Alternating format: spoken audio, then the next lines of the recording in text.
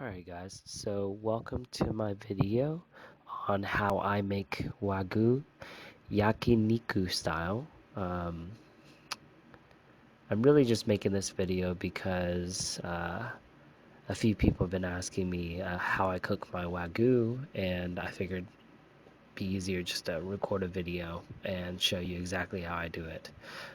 So right now I have about a pound of Wagyu, it's ribeye, right here in front of me, and all I'm really doing right here is I'm trimming off all of the fat, the excess fat pieces that are not mixed with muscle. So this is purely the portion of the steak that is pure fat. And the reason why I do this is because it's just too rich. There's just so much fat already intertwined with the muscles that I rather not have these big pieces of fat. And there's better stuff that I can do with this fat. I make really good porridge with it. I also use it to cook a lot of veggies and things like that. So I you can see me actually putting it into a Ziploc bag on the side, and all I'm really doing right now is I'm really delicately cutting all of this fat away. And you might think I'm wasting it, but I think the end product tastes a little better in my opinion when you remove all this excess fat from the ribeye itself. So I'm just slowly going around, and you also see that I'm cutting the steak into little pieces and chunks. um, I am really shooting for about 1 inch cubes is kind of the general size that I'm looking for with my steak.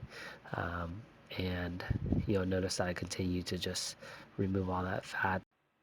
And here I'm really just going around and I'm continuing to follow that ribeye cap and remove the fat in between the eye and the cap on the ribeye. So you can see me kind of removing that or slicing off the cap right now on the piece of steak.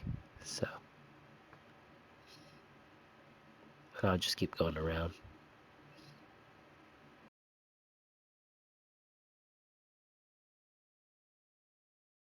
This is pretty much a good piece right here that I can now continue to dice into 1 inch cubes essentially and get to cooking or get to seasoning. So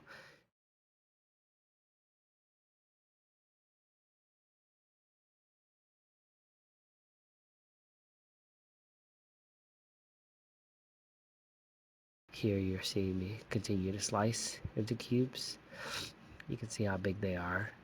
And some pieces are thinner than others, so you have to keep track of that when you're cooking to make sure that you don't overcook it. But this stuff, you barely have to sear it, to be honest, because it renders down so well. And one thing that I do recommend is let your wagyu get down to room temperature because you don't cook it too much.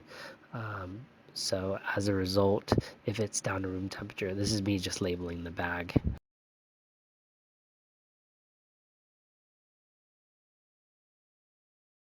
If you let it cool down to room temperature and then cook it, it renders down the fat a little bit better whenever you're cooking it in the cast iron skillet. So you can see here I'm using sesame oil. It's not really meant as a oil to keep it from sticking to the pan. The sesame oil is more or less just there for taste. You can use any other oil you want, or no oil at all, to be honest. Here you're just seeing me do freshly ground pepper, freshly ground salt. I don't want to go too crazy with it because I don't want to over season the meat. You can always season again after you cook a few, but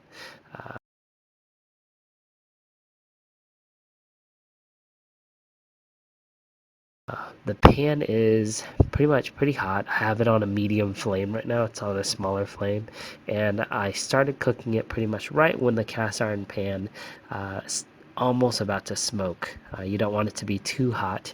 Um, After the fact, I thought about it and saw the meat cooking and thought that I probably could have made it a little hotter, but it's okay. The results still came out really nice. But you can see here, I'm not speeding anything up in this video because I really want you to actually see me do it so you know how easy it is to do this. And I did go ahead and slice up some veggies too. And I typically don't put the veggies on until some of the Wagyu fat starts cooking out of the Wagyu. So here you're just seeing me um, flip the pieces of Wagyu on each of its 6 sides.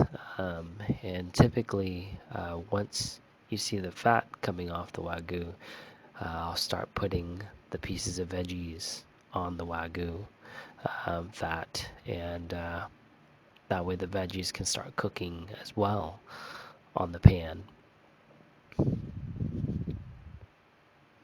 Now, what I'm really trying to do by cooking all the sides is I'm really trying to get that nice steak crust on the Wagyu. And as that crust develops and as I sear each one of the sides, more of that fat renders down, and that in turn allows me to cook the veggies better with more flavor. Um, so that's the goal here. And you're seeing, I'm not really searing each side very much. Honestly, I could have probably seared it for a little bit longer, but it's all personal preference. I think it tastes great either way. Just do you at the end of the day. If you want it a little bit more crunch in your steak, then cook it for a little bit longer and try it out, see if you like it.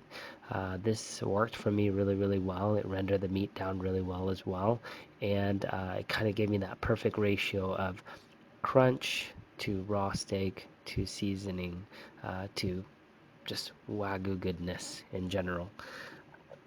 So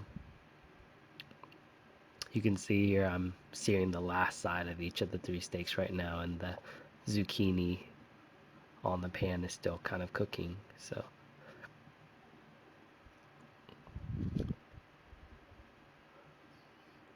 mm. And again, I'm not speeding up this portion of the video mainly because I kind of want you to see timing of it, and that little clip right there was mainly just for repositioning of the camera, but I didn't change very much of the time at all. That's actually how much I seared it for. Um, wasn't too long. I think it was a little over 2 minutes, maybe 2.5 minutes or something like that. But all I'm really trying to do with the zucchini right now is just get it nice and cooked and a nice little sear on it. And then I'm about to drop in some arugula, which is really tasty. It picks up the flavor really well. So I would definitely would recommend either arugula if that's not your taste. Maybe go with spinach or some other kind of leafy vegetable or leafy green that can pick up a good amount of that flavor. Um, I didn't do it in this video, but typically I'll also cook some cow rose rice, which is, I believe, sushi rice. It's a little on the sweeter side. It's pretty good. Right here, all I'm really doing is showing you what the flame looks like. Again, that could have been hotter for this particular steak, but it's okay. It came out just fine. But I tend to like my veggies a little on the raw side, so I'm not really going to cook them down until they're fully wilted. But I do want to cook them a little bit so at least they get that nice flavor from the Wagyu. Um,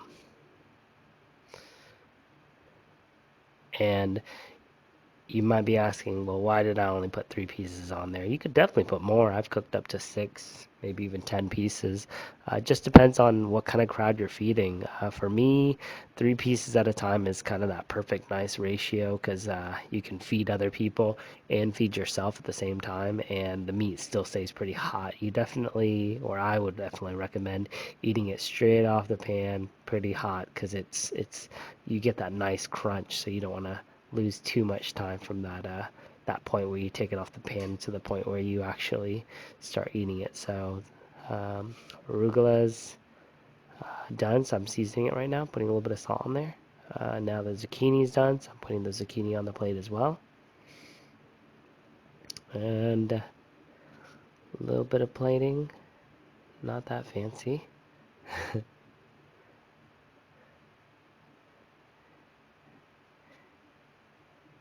Putting on a little bit more seasoning, just a tad bit, good amount of pepper.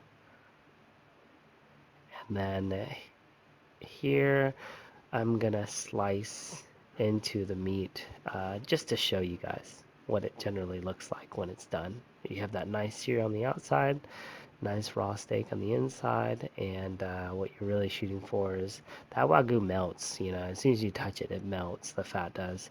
So you having it at room temperature, all you're really doing is just searing it better, and you're rendering down the fat better. And here I'm trying it out. Oh yeah, 2 thumbs, of course. And thanks again, and hope you enjoyed watching it.